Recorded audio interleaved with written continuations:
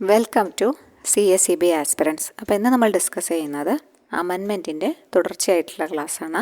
അപ്പോൾ അമെൻമെൻറ്റിൻ്റെ ക്ലാസ് മുൻപ് നമ്മൾ അപ്ലോഡ് ചെയ്തിട്ടുണ്ട്. കാണാത്ത കൂട്ടുകാർ ആരെങ്കിലും ഉണ്ടെങ്കിൽ ഒന്ന് പ്ലേലിസ്റ്റ് ചെക്ക് ചെയ്തേക്കണേ. അവിടെ മോർ വീഡിയോസ് ഉണ്ട്, നിങ്ങൾക്ക് ഉപകാരപ്പെട്ട ധാരാളം വീഡിയോസ് ഉണ്ട് അവിടെ. അപ്പോൾ നിങ്ങൾക്ക് ചാനൽ ഇഷ്ടപ്പെട്ടാൽ ഒന്ന് സബ്സ്ക്രൈബ് ചെയ്ത് സപ്പോർട്ട് ചെയ്യണേ, ലൈക്ക് ചെയ്യണേ, വീഡിയോ ഇഷ്ടപ്പെട്ടാൽ ഒന്ന് ലൈക്ക് ചെയ്യണേ. ഓക്കെ, നമുക്ക് ക്ലാസ്സിലേക്ക് പോകാം. അമെൻമെൻറ്റ്സ് സെക്ഷൻ 68 മുതലാണ് നമ്മൾ ഡിസ്കസ് ചെയ്യാനുള്ളത്. സെക്ഷൻ 68 സർചാർജ് ആണ് കേട്ടോ. അപ്പോൾ സർചാർജുമായി ബന്ധപ്പെട്ട കാര്യങ്ങൾ എന്തെല്ലാം ഭാഗങ്ങളാണ് ആഡ് ചെയ്തിട്ടുള്ളത്, മുൻപുള്ള കുറേ കാര്യങ്ങൾ അവിടെ തന്നെയുണ്ട്, വേറെ കുറച്ച് കാര്യങ്ങളാണ് ആഡ് ചെയ്തിട്ടുള്ളത്. അപ്പോൾ അതുമായി ബന്ധപ്പെട്ട കാര്യങ്ങൾ നോക്കാം. ഏത് സന്ദർഭത്തിലാണ് ഇങ്ങനെ സർചാർജുമായി ബന്ധപ്പെട്ട പ്രവർത്തനങ്ങൾ നടത്തുക, അത് എന്താണ് സർചാർജ്, അതാണ് നമ്മൾ. അപ്പോൾ സർചാർജിൻ്റെ മലയാളം എന്താണ്? നഷ്ടോത്തരവാദം ചെയ്യൽ എന്നാണ് സർചാർജിൻ്റെ മലയാളം. നഷ്ടോത്തരവാദം, സൊസൈറ്റിക്ക് നഷ്ടപ്പെട്ട സംഭവങ്ങൾ എന്ത് ചെയ്യുക, തിരിച്ചു പിടിക്കുക അല്ലേ. അപ്പോൾ അതിനാരാണോ കുറ്റക്കാരുള്ളത് അവർക്ക് അവരുടെ കയ്യിൽ നിന്നും ഈടാക്കുക എന്നും പറയാം. അതാണ് നഷ്ടോത്തരവാദം ചെയ്യൽ എന്ന് പറഞ്ഞു കഴിഞ്ഞാൽ. അപ്പോൾ ഏതൊക്കെ സന്ദർഭങ്ങളിലാണ് ഇങ്ങനെ ഇത് ശ്രദ്ധയിൽപ്പെടുക എന്ന് വെച്ച് കഴിഞ്ഞാൽ 68 സബ്സെക്ഷൻ 1 തന്നെ പറയുന്നുണ്ട്. ഇൻ ദ കോഴ്സ് ഓഫ് ഓഡിറ്റിൻ്റെ സമയത്ത്, അല്ലെങ്കിൽ ഇൻക്വയറിയുടെ സമയത്ത്, അല്ലെങ്കിൽ ഇൻസ്പെക്ഷൻ്റെ സമയത്ത്, അതും അല്ലെങ്കിൽ വൈൻഡിങ് അപ്പിൻ്റെ സമയത്ത്. ഈ സമയങ്ങളിലൊക്കെ അതാത് ചെയ്യുന്ന ഓഫീസേഴ്സിന് അവർക്ക് ബോധ്യപ്പെടുകയാണെങ്കിൽ എന്തു ചെയ്യാം, ഇങ്ങനെ അതായത് മിസ്അപ്രോപ്രിയേഷൻസ് നടന്നിട്ടുണ്ട്, എന്തൊക്കെയാണ് നടന്നിട്ടുള്ളത് എന്നതിനെക്കുറിച്ച് അവർക്കൊരു ധാരണ ഉണ്ടാവുകയും ആ ധാരണയെ തുടർന്ന് അത് ചെയ്ത വ്യക്തികൾക്കെതിരെയുള്ള നടപടി സ്വീകരിക്കുന്നതും രജിസ്ട്രാറാണ് നടപടികൾ സ്വീകരിക്കുന്നത്. അപ്പോൾ അതുമായി ബന്ധപ്പെട്ട കാര്യങ്ങളാണ് ഈ 68 സർചാർജിൽ ഉൾപ്പെടുന്നത്.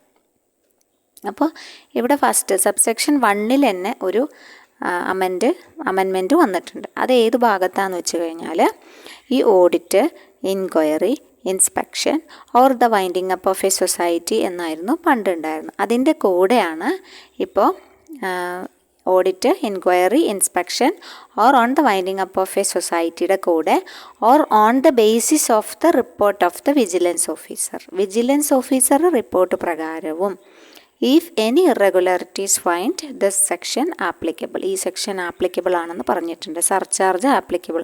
അപ്പോൾ സർചാർജ് ആപ്ലിക്കബിൾ ആവുന്ന കേസസ് എപ്പോഴൊക്കെയാണ് സർചാർജ് കണ്ടുപിടിക്കാവുന്നത്, ഏതൊക്കെ കേസിലാണ്?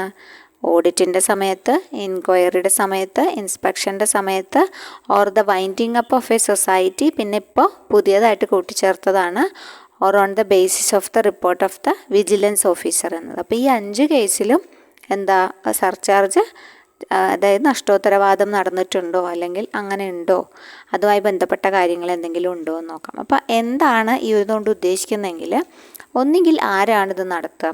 ഇപ്പോൾ സൊസൈറ്റി ഒരാളെ ഒരു കാര്യം ചെയ്യാൻ ഏൽപ്പിച്ചു. ഇപ്പോൾ ഒരു ചീഫ് എക്സിക്യൂട്ടീവ് ഓഫീസർ ധാരാളം കാര്യങ്ങൾ, ചുമതലകൾ അദ്ദേഹത്തിന് ഏൽപ്പിച്ചിട്ടുണ്ടാവും. അപ്പോൾ ആ ചീഫ് എക്സിക്യൂട്ടീവ് ഈ ഒരു സൊസൈറ്റിയുടെ താല്പര്യങ്ങൾക്ക് എതിരായിട്ട് പ്രവർത്തിക്കാം.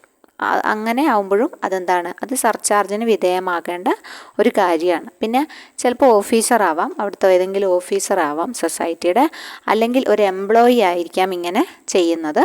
എന്തൊക്കെ ചെയ്യാം? Payment contrary to the act, ആക്ടിനും റൂൾസിനും ബൈലോസിനൊക്കെ വിരുദ്ധമായിട്ട് പ്രവർത്തിക്കുക. പിന്നെ അല്ലെങ്കിൽ വിൽഫുൾ ആയിട്ടുള്ള നെഗ്ലിജൻസ് ഉണ്ടാക്കുക, വിശ്വാസം പിന്നെ ഹനിക്കുന്ന രീതിയിലുള്ള പ്രവർത്തനങ്ങൾ ഉണ്ടാവുക, മിസ്മാനേജ്മെൻറ്റ് നടത്തുക, മിസ്അപ്രോപ്രിയേഷൻസ് നടത്തുക. അത് പണമായിട്ടും ആവാം, അല്ലെങ്കിൽ സൊസൈറ്റിയുടെ property, other property belonging to such society, അങ്ങനെ എന്തോ ആവാം. അതായത് ക്രമവിരുദ്ധ പ്രവർത്തനങ്ങളിൽ ഏർപ്പെടുക. അപ്പോൾ അങ്ങനെ ഏർപ്പെടുന്ന വേളയിലാണ് ഇവരിത് എന്തു ചെയ്യും, ഇത് കണ്ടുപിടിക്കാതിരിക്കാൻ വേണ്ടിയിട്ട് ഈ റെക്കോർഡ്സൊക്കെ നശിപ്പിക്കുക, അങ്ങനത്തെ സംഭവങ്ങളൊക്കെ ചെയ്യുമല്ലേ. അപ്പോൾ അതുമായി ബന്ധപ്പെട്ട കാര്യങ്ങളൊക്കെ ശ്രദ്ധയപ്പെടുമ്പോൾ അങ്ങനെയാണ് ഈ ഒരു പിന്നെ ഇത് നടപ്പിലാക്കേണ്ട ആളാരാണ്. അങ്ങനെ ശ്രദ്ധയിൽപ്പെട്ട് കഴിഞ്ഞാൽ ആർക്കൊക്കെ ശ്രദ്ധയിൽപ്പെടുത്താം ഇങ്ങനെ സംഭവം ചെയ്യുന്നുണ്ടെന്ന്? ഒന്നുകിൽ രജിസ്ട്രാർക്ക് സ്വയം ബോധ്യപ്പെടുകയാണ്. അപ്പോൾ രജിസ്ട്രാർക്ക് സ്വയം എന്ത് ചെയ്യാം, ഒരു എൻക്വയറിക്ക് ഉത്തരവിടാം, ഇങ്ങനെയൊക്കെ നടക്കുന്നുണ്ട്, അതുകൊണ്ട് ഒരു എൻക്വയറിക്ക് ഉത്തരവിടാം. അല്ലെങ്കിൽ ആപ്ലിക്കേഷൻ, കമ്മിറ്റി ഒരു ആപ്ലിക്കേഷൻ കൊടുക്കുകയാണ്, ഇന്ന ജോലിക്കാരനെതിരെ അല്ലെങ്കിൽ ഇന്ന മെമ്പർക്കെതിരെ അല്ലെങ്കിൽ ഇന്ന ചീഫ് എക്സിക്യൂട്ടീവ് ഓഫീസർക്കെതിരെ ഇങ്ങനെ പ്രശ്നങ്ങളുണ്ടെന്ന് പറഞ്ഞിട്ട് അപ്പോഴും രജിസ്ട്രാർ ഒരു എൻക്വയറിക്ക് ഉത്തരവിടും. അല്ലെങ്കിൽ ലിക്വിഡേറ്റർക്ക് അപ്ലൈ ചെയ്യാം, അല്ലെങ്കിൽ ക്രെഡിറ്റർക്ക്. അങ്ങനെ പല ആൾക്കാർക്കും എന്ത് ചെയ്യാം, ഈ ഒരു സംഭവം, അതായത് ഇങ്ങനെ കുറച്ച് മാൽ പ്രാക്ടീസസ് ഇവിടെ നടക്കുന്നുണ്ട് എന്ന് ശ്രദ്ധയിൽപ്പെട്ട് കഴിഞ്ഞാൽ രജിസ്ട്രാർ ശ്രദ്ധയിൽ ഉൾപ്പെടുത്താം. അങ്ങനെ രജിസ്ട്രാർ എന്ത് ചെയ്യും, ഈ ഒരു പേഴ്സണെതിരെ അത് ഈടാക്കാനുള്ള നിയമ നടപടി സ്വീകരിക്കാനുള്ള അധികാരം ആർക്കുണ്ട്? രജിസ്ട്രാർക്കുണ്ട്. അതിനെക്കുറിച്ചാണ് സബ്സെക്ഷൻ 2-ൽ പറയുന്നത്. ഒരു ഇൻക്വയറി നടത്താൻ ഉത്തരവിട്ടു. അപ്പോൾ രജിസ്ട്രാർ എന്ത് ചെയ്യും, ഈ ഒരു പേഴ്സൺ, അതുമായി ബന്ധപ്പെട്ട പേഴ്സൺ കൺസേൺഡിനെ വിളിച്ചു വരുത്തുകയും അദ്ദേഹത്തിനൊരു ഓപ്പർച്യൂണിറ്റി കൊടുക്കും അദ്ദേഹത്തെക്കുറിച്ച് വിവരിക്കാൻ. എന്തുകൊണ്ട് അങ്ങനെ ചെയ്തു എന്ന് പറഞ്ഞിട്ട്, അപ്പോൾ ഏതാൾക്കാർക്കാണെങ്കിലും ഒരു സമയം കൊടുക്കണമല്ലോ. അപ്പോൾ അതുകൊണ്ട് എന്തുകൊണ്ട് ഇങ്ങനെ നടത്തി എന്നതിന് അദ്ദേഹത്തിന് ഒരു പക്ഷം ഉണ്ടാവും. അത് കേൾക്കാനുള്ള സമയം ഇദ്ദേഹം കൊടുക്കുകയും പിന്നെ ഓർഡർ എഴുതും. അതായത് എന്തിനാണ് ഓർഡർ ഇടുക? റീസ്റ്റോർ ദ മണി, തിരിച്ചു വയ്ക്കുക മണി, അല്ലെങ്കിൽ പ്രോപ്പർട്ടി ഒക്കെ പഴയ പോലെ ആക്കുക. അതിന് വേണ്ടിയിട്ട് ഒന്നെങ്കിൽ പ്രോപ്പർട്ടി ആണെന്ന് വെച്ചാൽ പ്രോപ്പർട്ടി, അല്ല പണമാണെങ്കിൽ പണം, അത് തിരിച്ചടയ്ക്കാനുള്ള ഒരു സമയം കൂടി കൊടുക്കും. ആരാ കൊടുക്കുക? രജിസ്ട്രാറാണ് കൊടുക്കുന്നത് കേട്ടോ. അപ്പോൾ അത് കോൺട്രിബ്യൂഷൻസോ കോസ്റ്റോ കോമ്പൻസേഷനോ അതിന് ഇൻട്രസ്റ്റ് അടക്കം ആര് തീരുമാനിക്കും? അപ്പോൾ പണമാണെങ്കിൽ അതിന് വ്യക്തമായി ഒരു ചെറിയ ഇൻട്രസ്റ്റും കൂടി തീരുമാനിച്ചിട്ടാണ് തിരിച്ചടവിനായിട്ടുള്ള ഒരു സമയം കൊടുക്കും. അപ്പോൾ പണ്ട് സമയം ഉണ്ടായിരുന്നില്ല, പക്ഷേ ഇപ്പോൾ തിരിച്ചടവിനുള്ള സമയം പറയുന്നുണ്ട്. സബ്സെക്ഷൻ 2-ൽ ചെറിയ അമെൻമെൻറ്റ് വന്നതിന് ശേഷം സമയം പറയുന്നുണ്ട്. അതായത് സമയം എത്രയാണെന്ന് പറഞ്ഞു കഴിഞ്ഞാൽ, where the money property interest cost or compensation is not repaid. അപ്പോൾ നമ്മളൊരു സമയം കൊടുത്തിട്ടും എന്തില്ല, അടച്ചില്ല എന്ന് വിചാരിക്കുക. സമയം കൊടുത്തിട്ടും അടച്ചില്ല എന്ന് വിചാരിക്കുക. Is not repaid or restored within a period of 60 days. 60 ദിവസത്തിനുള്ളിൽ അടച്ചില്ലെങ്കിൽ എന്നാണ് പറയുന്നത്. അപ്പോൾ മാക്സിമം 60 ദിവസമേ കൊടുക്കാൻ പാടുള്ളൂ എന്നാണ് പറയുന്നത്. മാക്സിമം ആണ് 60 ദിവസം കേട്ടോ. മാക്സിമം കൊടുക്കാവുന്ന ദിവസം എത്രയാണ്? 60 ദിവസം. അതിൻ്റെ ഉള്ളിൽ ഈ തിരിച്ചടവ് നടന്നിരിക്കണം, റീസ്റ്റോർ നടന്നിരിക്കണം. ക്യാഷ് ആണെങ്കിലും പ്രോപ്പർട്ടി ആണെങ്കിലും എന്താണെങ്കിലും. അങ്ങനെ കൊടുത്തില്ല, അപ്പോൾ മാക്സിമം അതിൽ കുറഞ്ഞു കൊടുക്കാം. ആദ്യം 30 ദിവസം കൊടുക്കാം, പിന്നെ 30 ദിവസം കൂടി അനുവദിച്ചു കൊടുക്കാം. നീട്ടി കൊടുക്കാനൊക്കെ ഉള്ള ഒരു അധികാരം ആർക്കുണ്ട്? രജിസ്ട്രാർക്ക് ഉണ്ട് എന്ന് സബ്സെക്ഷൻ 2-ൽ പറയുന്നുണ്ട്. പക്ഷെ അതിൻ്റെ പീരിയഡ് മാക്സിമം 60 days ആണെന്നും അതിൽ തന്നെ പറയുന്നുണ്ട്. അപ്പം ആദ്യം 30 കൊടുത്തിട്ട് പിന്നെ ഒരു 30 കൂടി നീട്ടി കൊടുക്കാം, അല്ലെങ്കിൽ ഫുള്ള് 60 അനുവദിക്കാം. മാക്സിമം എന്തായാലും 60 days ആണ്, അതിൻ്റെ ഉള്ളിൽ അടച്ചിരിക്കണം, റീസ്റ്റോർ നടന്നിരിക്കണം. അപ്പോൾ the registrar shall take urgent steps to recover such amount. അതെല്ലാം എന്ന് വെച്ച് കഴിഞ്ഞാൽ അദ്ദേഹം അത് തിരിച്ചടവിനുള്ള പണികൾ എന്താ വെച്ചാൽ അത് നോക്കും. From the concerned persons. ഏത് പ്രകാരമാണ് നോക്കുക? Arrears of public revenue due on land as specified in section 79 of the act. Section 79-ൽ പറഞ്ഞിട്ടുള്ള പോലെയാണ് അത് തിരിച്ചടവിനുള്ള പ്രക്രിയ നടത്തുക. അപ്പോൾ എന്താണ് സെക്ഷൻ 79? സെക്ഷൻ 79 പറയുന്നത് recovery of sum due to government ആണ്. നമ്മുടെ റവന്യൂ റിക്കവറി ഒക്കെ അല്ലേ, അപ്പോൾ അതുമായി ബന്ധപ്പെട്ട കാര്യങ്ങളാണ്. ഗവൺമെൻറ്റിന് കിട്ടാനുള്ളത് എങ്ങനെയാണോ പിടിച്ചെടുക്കുന്നത്, അപ്പോൾ അതേ രീതിയിൽ തന്നെ ഇവിടെയും അത് ഈടാക്കാനുള്ള ഒരു സംവിധാനം രജിസ്ട്രാർക്ക് ഉണ്ടെന്നാണ് പറയുന്നത്. ഓക്കെ, പിന്നെ ഇതിൽ വീണ്ടും പറയുന്ന ഒരു കാര്യം എന്താ വെച്ചാൽ, ഈ ഒരു പ്രൊവൈഡഡ് ദാറ്റ് സച്ച് പീരിയഡ് കൊടുത്തു at the discretion of the registrar discretion ഇഷ്ടപ്രകാരം എന്ത് ചെയ്യാം, ഇത് വേണമെങ്കിൽ എക്സ്റ്റെൻഡ് ചെയ്യാം, ഫ്രം ടൈം ടു ടൈം മാറ്റമൊക്കെ വരുത്താം. പക്ഷേ ഈ extended period shall not exceed 60 days. എങ്ങനെയൊക്കെ എക്സ്റ്റെൻഡ് ചെയ്താലും മാക്സിമം എത്രയേ കൊടുക്കാൻ പാടുള്ളൂ? 60 ദിവസം മാത്രമേ കൊടുക്കാൻ പാടുള്ളൂ എന്ന് പറഞ്ഞിട്ടുണ്ട്. 60 ദിവസത്തിനുള്ളിൽ ഈ തിരിച്ചടവ് നടത്തിയിരിക്കണം എന്നാണ് പറയുന്നത്. ഓക്കെ, അപ്പോൾ അതൊരു പ്രധാനപ്പെട്ട ഭാഗമാണ് കേട്ടോ. പിന്നെ മൂന്നാമത്തെ പോയിൻ്റായിട്ട് പറഞ്ഞിട്ടുള്ളത് ഇത് റീസ്റ്റോറേഷൻ്റെ കാര്യം തന്നെയാണ്. അർജൻറ്റ് സ്റ്റെപ്പ് എന്തെങ്കിലും ഉണ്ടെങ്കിൽ എടുക്കാം. റിക്കവർ ചെയ്തില്ലെങ്കിൽ പബ്ലിക് റവന്യൂ, അതായത് സെക്ഷൻ 79 പ്രകാരം തിരിച്ചെടുക്കാനുള്ള ഒരു നടപടി എന്താണോ അത് ആര് തീരുമാനിക്കും? രജിസ്ട്രാർ തീരുമാനിക്കും എന്നാണ് പറയണത്. പിന്നെ സെക്ഷൻ 68-ൽ A എന്ന് പറഞ്ഞിട്ടുണ്ട്, അതാണ് വിജിലൻസ് ഓഫീസർ. അപ്പോൾ വിജിലൻസ് ഓഫീസർ ഈ ഒരു പർപ്പസിന് വേണ്ടി വയ്ക്കുന്നതാണ് വിജിലൻസ് ഓഫീസർ കേട്ടോ. അപ്പോൾ 68A എന്താണ്? വിജിലൻസ് ഓഫീസറാണ്. അത് ഗവൺമെൻറ് ആണ് അപ്പോയിൻറ്റ് ചെയ്യുന്നത്. ആരെയാണ്? വിജിലൻസ് ഓഫീസറിനെ. Vigilance officer not below the rank of deputy inspector general of police. DIG എന്നറിയപ്പെടുന്ന റാങ്കിലുള്ള ഉദ്യോഗസ്ഥനും താഴാൻ പാടില്ല. നോട്ട് ബിലോ ആണ്.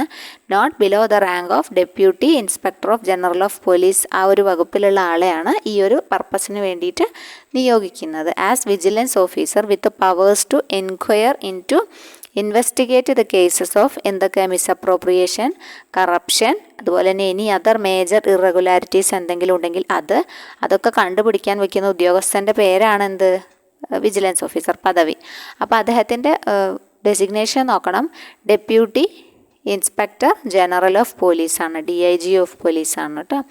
ഈ vigilance officer shawl conduct the enquiry and investigation in such a manner as may be prescribed. പറഞ്ഞിട്ടുള്ള രീതിയിൽ തന്നെയാണ് അദ്ദേഹം കണ്ടക്ട് ചെയ്യുക. Vigilance officer shall be under the administrative control of the registrar ആണ്. എന്ന് വെച്ചാൽ രജിസ്ട്രാറുടെ അണ്ടർ ദ കൺട്രോൾ തന്നെയാണ് ആരുടെയും പ്രവർത്തനം വരുന്നത്, വിജിലൻസ് ഓഫീസറുടെ പ്രവർത്തനം വരുന്നത് കേട്ടോ. Provided that the powers of registrar of cooperative societies under this section shall not be conferred or any other person. മറ്റൊരു വ്യക്തിക്ക് ഇത് കൺഫർ ചെയ്ത് കൊടുക്കുന്നൊന്നുമില്ല. പവേഴ്സ് രജിസ്ട്രാറിൽ തന്നെ നിക്ഷിപ്തമാണെന്നാണ് പറയുന്നത്. ഓക്കെ, അപ്പോൾ ഈ 68A നമ്മൾ വിജിലൻസ് ഓഫീസറിനെ കണ്ടു. വിജിലൻസ് ഓഫീസറെ ആരാ അപ്പോയിൻറ്റ് ചെയ്യുന്നത്? ഗവൺമെൻറ് ആണ് അപ്പോയിൻറ്റ് ചെയ്യുന്നത് കേട്ടോ. ഗവൺമെൻറ് ആണ് വിജിലൻസ് ഓഫീസറെ അപ്പോയിൻറ്റ് ചെയ്യുന്നത്. റാങ്ക് എന്തായിരിക്കും അദ്ദേഹത്തിൻ്റെ? DIG ഓഫ് പോലീസ് ആയിരിക്കും എന്ന് പറഞ്ഞു.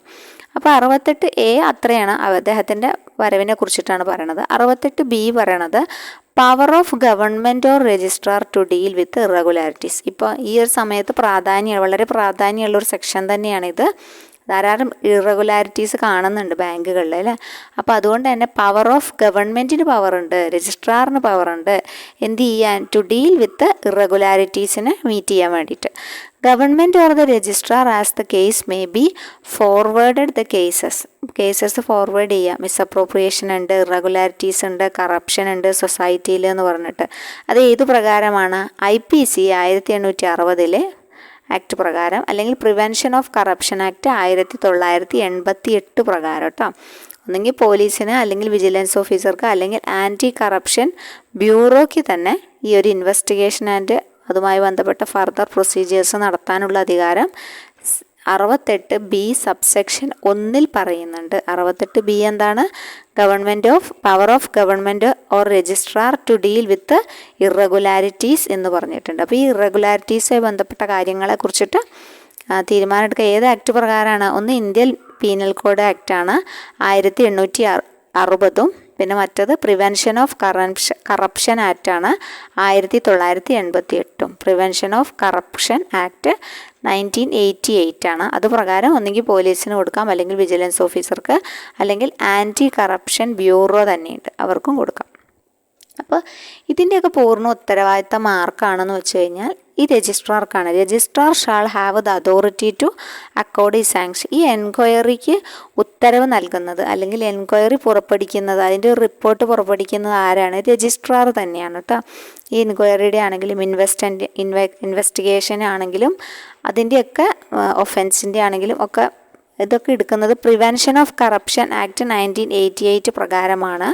ഓക്കെ, അപ്പം ഇതൊന്ന് ആലോചിച്ച് തന്നെ വെക്കണം. ഇതൊക്കെ തീരുമാനങ്ങൾ എടുക്കുന്നത് രജിസ്ട്രാറാണ്. ആർക്കൊക്കെ എതിരെ തീരുമാനങ്ങൾ എടുക്കാമെന്നെങ്കിൽ the members of the committee അവർക്കെതിരെ എടുക്കാം, അല്ലെങ്കിൽ ഓഫീസേഴ്സിനെതിരെ എടുക്കാം, അല്ലെങ്കിൽ സെർവൻസ് ഓഫ് ദ സൊസൈറ്റിയിലെ സെർവൻസ് എതിരെ എടുക്കാം. അപ്പോൾ ഈ ഒരു രീതിയിലുള്ള ഒരു അതോറിറ്റിയും കാര്യങ്ങളും രജിസ്ട്രാർക്കുണ്ട്. അപ്പോൾ ഈ രീതിയിലുള്ള കാര്യങ്ങളാണ് ഈ ഒരു സർചാർജിൻ്റെ അടിയിൽ വരിക എന്ന് ഒന്ന് നോട്ട് ചെയ്ത് വെക്കാം. പിന്നെ ഇനിയിപ്പോൾ ചീഫ് എക്സിക്യൂട്ടീവ് ഓഫീസർ അപ്പോയിൻ്റ് ചെയ്തത് ഗവൺമെൻറ് ആണെങ്കിലോ, ഇവിടുത്തെ ആൾക്കാർ ആരും അപ്പോയിൻ്റ് ചെയ്തിട്ടില്ല. ഗവൺമെൻറ് നോമിനേറ്റ് ചെയ്ത് വന്ന ഒരു വലിയ ചീഫ് എക്സിക്യൂട്ടീവ് ഓഫീസറാണ് ഇത്തരത്തിലുള്ള ക്രമവിരുദ്ധ പ്രവർത്തനങ്ങളിൽ ഏർപ്പെടുന്നത് എങ്കിൽ അപ്പോൾ ഈ ഒരു ഓർഡർ കൊടുക്കേണ്ടത് ആരാണ്? സെക്രട്ടറി ടു ഗവൺമെൻറ് ആണ് കേട്ടോ. കോർപ്പറേഷൻ സഹകരണ വകുപ്പിലെ സെക്രട്ടറി ടു ഗവൺമെൻറ് എന്ന് പറഞ്ഞിട്ടൊരു പോസ്റ്റ് ഉണ്ടാവും. അപ്പോൾ അദ്ദേഹമാണ് എന്ത് ചെയ്യുക? Shall be the sanctioning authority. ഇവിടുത്തെ സാങ്ഷനിങ് അതോറിറ്റി ആർക്കാണ്? അദ്ദേഹത്തിനാണ്. ആരാണ് ആള്? ചീഫ് എക്സിക്യൂട്ടീവിനെ അപ്പോയിൻ്റ് ചെയ്യുന്ന, ഗവൺമെൻറ് അപ്പോയിൻ്റ് ചെയ്തതാണെങ്കിൽ ഈ സെക്രട്ടറിയാണ് തീരുമാനിക്കുക കേട്ടോ. ഗവൺമെൻറ് സെക്രട്ടറിയാണ് ഈ സഹകരണ വകുപ്പിലെ ഗവൺമെൻറ് സെക്രട്ടറി. അദ്ദേഹമാണ് ഈ കാര്യത്തിൽ തീരുമാനമെടുക്കണോ വേണ്ടയോ, എന്തെല്ലാമാണ് ചെയ്യേണ്ടത് എന്നുള്ള തീരുമാനം വരുന്നത് അദ്ദേഹം വഴിയാണ്. അപ്പോൾ ഒരു കുഞ്ഞു ഭാഗമാണ്. ഇനി സെറ്റിൽമെൻറ്റ് ഓഫ് ഡിസ്പ്യൂട്ടാണ്, നമുക്ക് അടുത്ത ക്ലാസ്സിലെടുക്കാം. വിജിലൻസ് ഓഫീസറുടെ ഭാഗം മനസ്സിലായി എന്ന് വിചാരിക്കുന്നു. 68A ആണ് വിജിലൻസ് ഓഫീസറുമായി ബന്ധപ്പെട്ട ഭാഗം വരുന്നത്. ഓക്കെ, അപ്പോൾ ഇനി അടുത്തത് നമുക്ക് എന്ത് നോക്കാം? അടുത്ത സെക്ഷനുമായി ബന്ധപ്പെട്ടിട്ടുള്ള ക്ലാസ്സിൽ കാണാം കേട്ടോ. Thank you.